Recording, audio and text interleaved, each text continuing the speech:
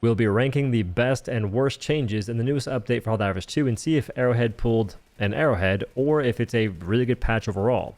There'll be timestamps down below. Let's go ahead and begin. Stimming is no longer interrupted by stagger. Many folks will pop a stim, hear the sound, and it won't go off because they're probably getting hit in the process. That shouldn't happen anymore, and it will lead to less infuriating deaths for no good reason. Ragdolls will still cancel stims though.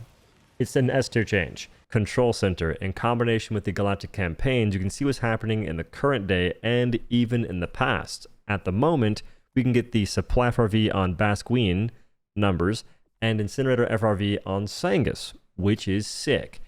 If you combine the ability to get stratagems in a more unique way, which we haven't, unique in the sense that we haven't seen it in a while. I think this is an S tier change. They're actually trying to give us the ability to work towards stratagems. Now, it could result in the same feeling that people had when they went for the anti-tank mines over gas mines. But honestly, as long as it doesn't take forever to work towards the latter or the one you missed out on, I think it's a pretty neat change. Supply FRV gives you 8 resupply blocks akin to the backpack and is equipped with a liberator on top that auto-aims for you. It doesn't have much ammo, you can refill it, but in doing so, it takes up a single resupply block. And it chews through ammo insanely fast. Just so y'all are aware, it's cool though. It's cool, but it has the same issue of certain turrets where it'll shoot the ground after enemies are already dead, wasting a decent chunk of ammunition. If they fix that, you get a lot more ammo economy, or a lot more bang for the bullets. You know what I mean? Incinerator FRV gives you a cremator with 800 fuel. It's as simple as that. It's freaking cool. And both FRVs sound way beefier. And I believe they also don't flip as much. And maybe have a slower acceleration because they're heavier. These are all speculation. I didn't do the testing, but it definitely seems that way. Exosuits have heavy armor torsos up from medium, and medium armor arms and legs instead of light. Their HP increased from 1600 to 1800, arms from 600 to 800, legs from 400 to 550, and cooldowns reduced from 10 minutes down to 8. Those are S tier changes. This is going to be freaking sick. I'm stoked. Bastion Tank Destroyer now has heavy armor. Mostly. You still have a light pin weak spot on the upper portion of the tank, being the 6 supply bags, which allows for enemies to hit them, and if they do a bunch of damage in one shot, that applies more to the main health of the tank, breaking it faster.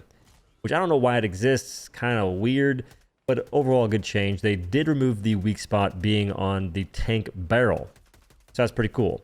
I give it an A tier. Bastion Tank also has access to the Warbond pattern customization, except for legendary Warbonds at this time. They will apparently add those in the future. Fast Recon Vehicle. Increased base health from 2,000 to 2,400. Doors increased by 50%. Tires from 300 to 350. I could not read those for the life of me. I'd say that's a tier change. Enemy AP rebalance. Increased armor penetration levels so some enemies can deal vehicles, but not all. Examples of those who can't would be Wilburs, Hunters, Automaton Small Arms Fire, Small to Medium Obstacle Explosions. I don't believe that includes the landmines, so watch out for those. Cyborg Small Arms Fire, etc.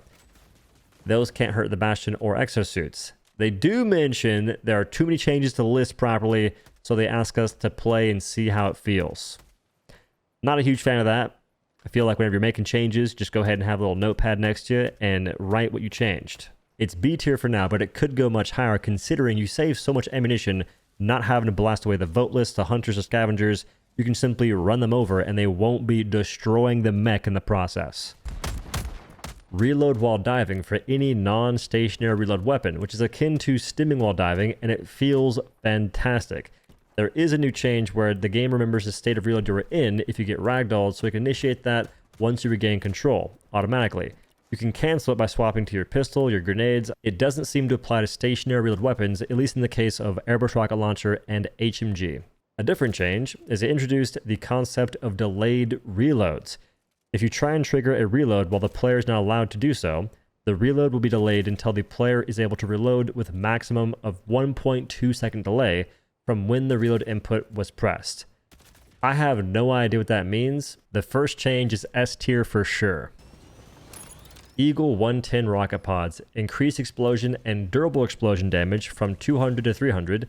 Increase explosion armor penetration level from medium to heavy. Rockets are fired in a closer pattern to each other to make it easier to hit smaller targets. Lower force impulsion on explosion from 40 to 10 to make it so enemies don't fly across the screen as crazily, since they increase the armor pin level.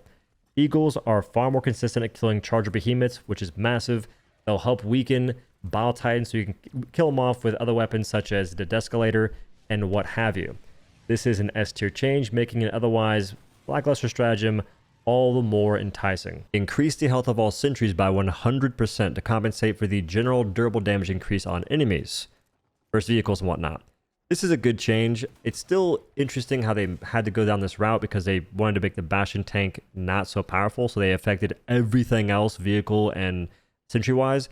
I do hope it also buffed emplacements though. Now the difference is that before it took 4 hits from a warrior to break your mortars and sentries, now it takes them 10. Which is cool. I feel like that's actually tankier than it used to be before, but I don't know how it will affect things such as rocket devastators that did not have their durable damage decreased. B tier change because the course of events that got us here just really don't make a whole lot of sense. Grenade buffs. Giganade now gives you 2 on refill. Dynamite max amount increase from 3 to 4. Seeker, high explosive, impact, pineapple, stun, incendiary, and incendiary impact. Starting amount increase from 3 to 4. Refill from 2 to 3. Max amount increase from 4 to 5. And Urchin, increase starting amount from 2 to 4. Increase refill from 2 to 3. Increase max amount from 4 to 5. A tier change, and I just hope they don't end up nerfing the supply backpack because now you get back 3 incendiary grenades per refill, which is kind of crazy. But you'll have less reliance on crossbow, eruptor, and other weapons to close bug nests because you have more grenades yourself and get more resupplies. I also appreciate them making it so folks aren't reliant or as reliant on thermites since Giga Grenade and Dynamite are just a little bit better. Orbital damage or balance. Larger explosions like the 380 and 120 are increased to make close hits more effective versus larger enemies like chargers. Compared to explosions like the Ultimatum, these will have less damage at the center, but also less damage fall off, so it will have a more consistent damage over its total area. The railcannon also got more damage to be more effective versus some of the largest enemies like the Vox engines. It will still not one-shot the largest enemies like Factory Striders, Hive Lord, and similar. I always thought that Vox engines were larger than Factory Striders. Precision Strike, 380, Walking Barrage, Sieve Explosive, and High Yield Explosive had their durable damage and basic damage increased from 3,500 to 4,000, and their explosion damage and durable explosion damage increased from 1,000 to 1,500. I can get behind all of that. I think. It depends on how it plays out, because I'm not a fan of Napalm Barrage. Since you see a bug breach, you see a insert enemy reinforcement, folks toss that in, they're basically dead. That shouldn't be the same, because Walking Barrage and 380 are very massive, and Peach Strike is a very small thing meant for a single target. So it feels a lot better, by the way. It can kill Bile Titans without having to hit them as precisely, which is a good thing. It's going to feel more akin to a 500 kg, just with a less explosion radius. The 120 barrage also got a buff. Increased projectile damage and durable from 2,500 to 3,500, and increased explosion damage and durable from 750 to 1,200. May not seem crazy, but it was already one of the better barrages in the game since it's more consistent at hitting things, and now it just does more damage. So on this one, I'll say B tier because I do feel as though this could be sketchy. Railcannon Strike, increased damage and durable damage from 7,500 to 10,000. As far as I can tell, you can now one-shot Vox engines because they had their HP reduced to 9,000. That just seems crazy. Break glass in case of emergency to nuke one enemy.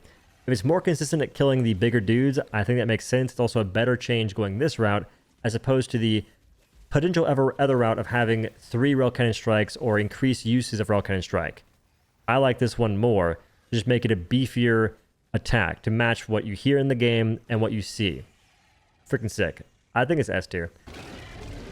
Alpha Commander. Removed cowardly behavior. They should no longer run away near as much, if at all, after spawning their children and sending them off to die. Basically, it's a parenting buff. They'll be better parents and fight with their children. Them running away was the most tilting stuff in the face of the earth because they were a spawner enemy that was tankier, that spawned faster minions, and also ran away. All three of those combined just never made sense to me. S tier change and the bug should be way more fun to fight because Alpha Commanders were a genuine plague. Vox Engine. Reduce base health from 11,000 down to 9,000. Amount active at the same time capped to 3. Cannon turret health from 8,000 down to 3,500. Cannon turret armor from 5. Anti-tank to 4. Heavy pen. Durable on the cannon turret from 1 to 0.7. Increased damage of cannon turret's explosion to significantly hurt the Vox Engine when it dies. When you destroy those cannon turrets, it contributes damage to the main health. Reduce max turn angle of its upper body from 180 degrees down to 140. I imagine that means whenever it aims down at you versus when it rotates side to side. Not quite sure. We can't play against Vox Engines right now, so I can't actually show these changes in full effect, but I think they're pretty good. The issue with the Vox Engine spawn cap, by the way, is that too many of them active at one time would actually cause massive performance issues, so this should improve that decently, if not drastically.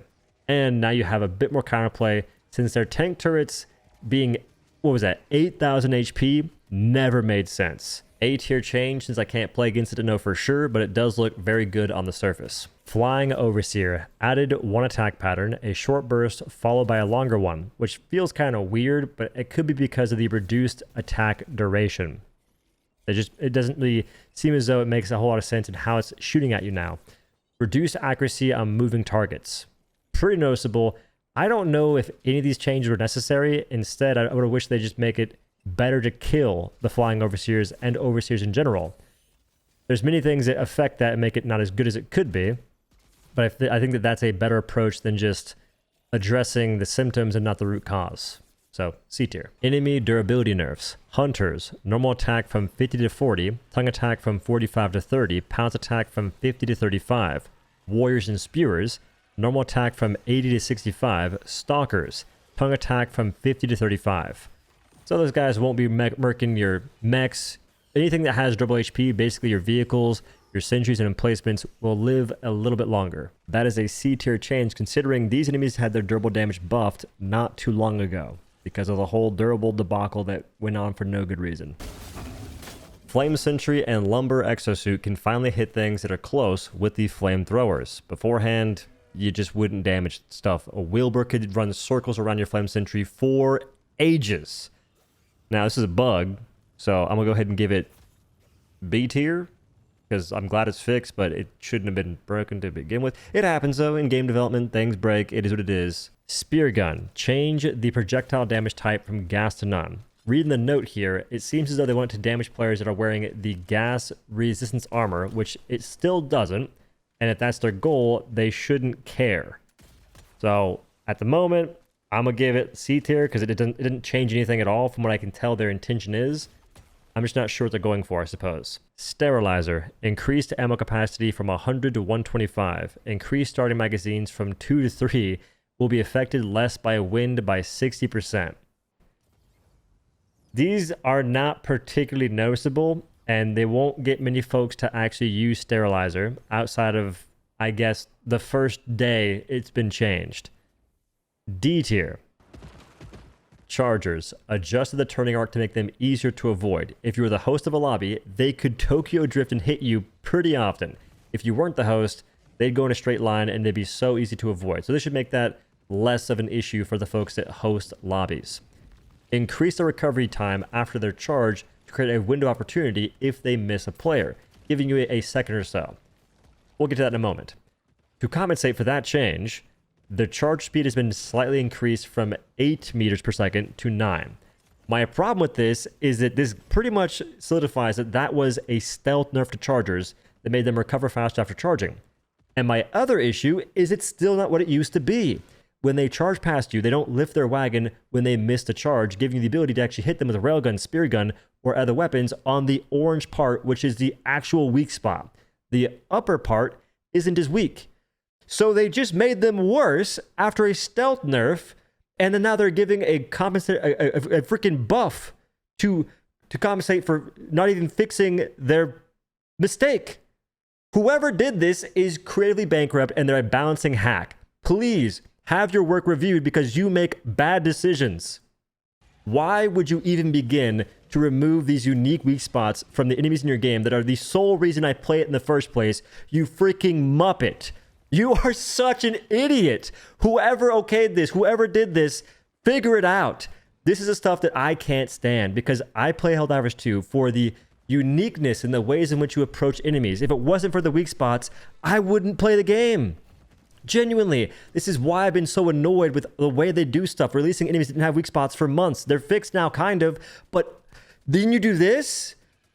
Oh my god, I hate it. I don't hate Helldivers 2, I just hate that there are people that make such stupid decisions that are devoid of any thought whatsoever, and I can't understand it. I don't mind chargers charging faster, I just mind that you haven't even fixed the mistake you made to begin with. Fix it. Do not, and again, have your ideas reviewed because they're obviously terrible in some cases. Whoever's doing balancing for enemies, you have got to figure it out. I used to say they balance the game with their monitor turned off. Their eyes are closed as well, I guess. It's a freaking double whammy. They have two forms of a failsafe to make it so they can't do something intelligent. To be clear, the charger changes F tier, in case folks didn't know. And to all the players who said, it's just a bug, guys, calm down, the devs make mistakes. It wasn't, and your cluelessness is being used as a shield by the devs to make bad decisions. Anyway, these are the best and worst changes in patch 6.3.0. Overall, a fantastic update, barring the charger change, and I do appreciate how we've gotten here for some of the things that they've made different, such as mechs and bastion tank being heavy and medium armor. This allows us to potentially improve the automaton turrets, not so they can shred our vehicles, but more so that we can use them against the devastators and whatnot and actually get more value instead of the current state in which they don't feel as if they're doing much damage since they were still shredding our vehicles. So maybe we can increase durable damage on the light penetration machine gun, for instance, and actually hop on that and get more immersed in shredding the automatons with their own weapons in their bases. That's one thing I wish we could have done for so long, we just couldn't, the way that the game was set up for a while now.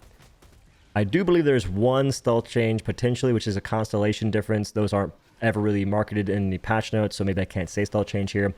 But let me know if you guys ever noticed that there's an increased uptick in the bile spewer and nursing spewer seeds you get on things such as geosurvey, extract oil, those two missions in particular. I feel as though they're different than what they used to be. They tend to give you hunters, now they seem to give me nursing spewer and bile spewer more often, at least on lower difficulties, like 7 and below. It is not a conspiracy theory. They want 100% change constellations, especially for Raise the Flag. You can get pouncers, a thing you haven't really seen on that mission in over a year, I'm pretty sure. That's awesome. I'm not a huge fan of them making it to where you get less pouncers on geosurvey and extract oil, but if I have to sacrifice those, I might be okay with it, because Raise the Flag is just the cream of the crop for getting more kills. Anyway, that's the video. Thank you all for watching. If you like the hat, outwestteams.com. I also have my merch there, and you can get custom embroidered hats if you're interested. Aside from that, thank you all again for watching, and have a good day.